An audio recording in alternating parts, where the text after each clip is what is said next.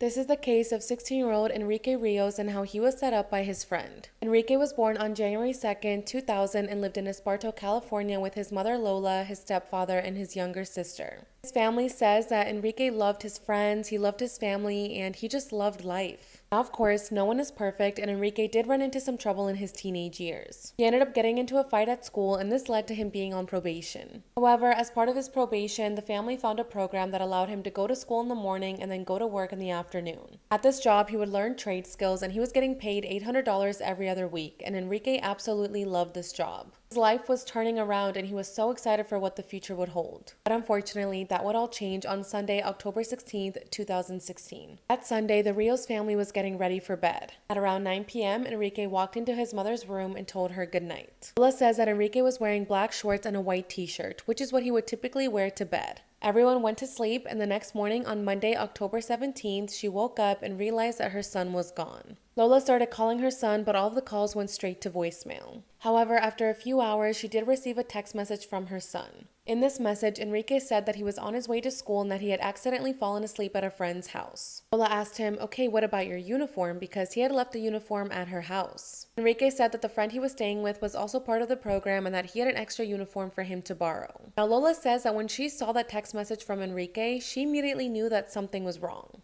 So, a couple of hours later, she called the school and asked if Enrique had shown up, and they said that he had never shown up to class. She continued calling and texting her son and just wanted to speak to him on the phone and see if everything was okay. Eventually, in the afternoon, she received one final text message from her son. This message said that he needed to go away and that he was under too much pressure and just needed some space. Lola read that message and immediately knew that this wasn't her son. Someone else had sent her this message. So she immediately called police and reported her son as missing. However, the police didn't really take her seriously. They classified Enrique as a runaway and they didn't really do anything about it. It wasn't until 3 weeks later that police would finally take his case seriously. This was when Enrique's friend, 17-year-old Elijah Moore, also went missing. Elijah was last seen on Friday, November 4th, 2016, just 3 weeks after Enrique's disappearance and just a day after his 17th birthday. As soon as Lola found out about Elijah's disappearance, she immediately knew that this was connected to her son's case. And police agreed with her. They thought it was strange that these two students and co-workers disappeared within weeks of each other.